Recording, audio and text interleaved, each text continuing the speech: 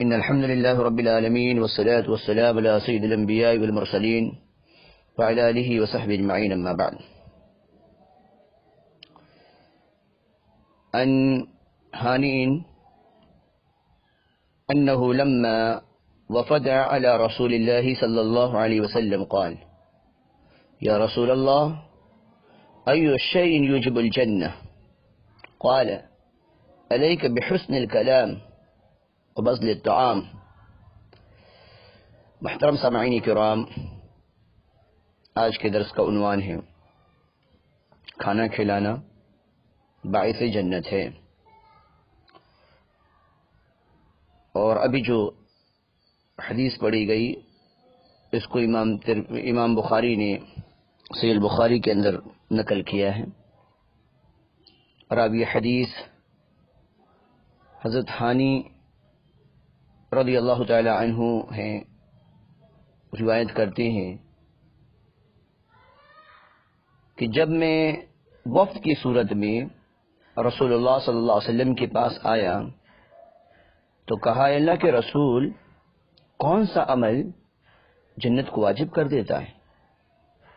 تو آپ صلی اللہ علیہ وسلم نے فرمایا: تم عمدہ کلام کرنے اور کھانا کھلانے کو لازم پکڑو. اس حدیث میں ہمیں کھانا کھلانا اور اچھے لہجے میں بات کرنے کی ترغیب دی جا رہی ہے.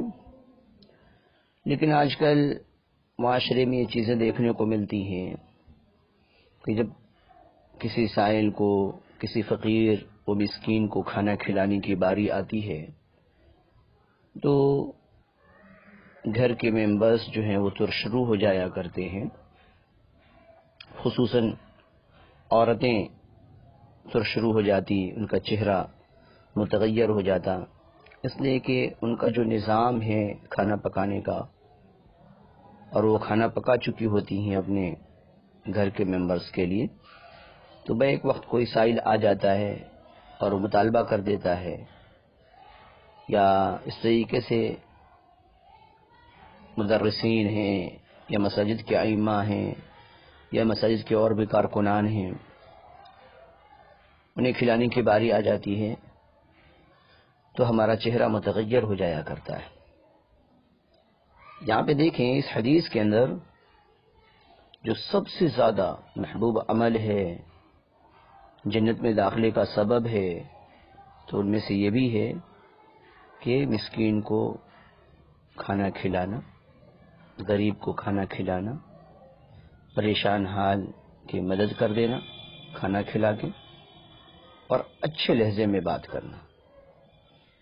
تو میں اللہ سے دعا کرتا ہوں کہ اللہ سبحانہ و تعالی ہم سب کو صحیح سمجھ عطا فرمائے، اور اللہ سبحانہ و تعالی نیک کاموں میں بڑھ چڑھ کے حصہ لینے کی توفیق عطا کرے. السلام علیکم ورحمۃ اللہ وبرکاتہ.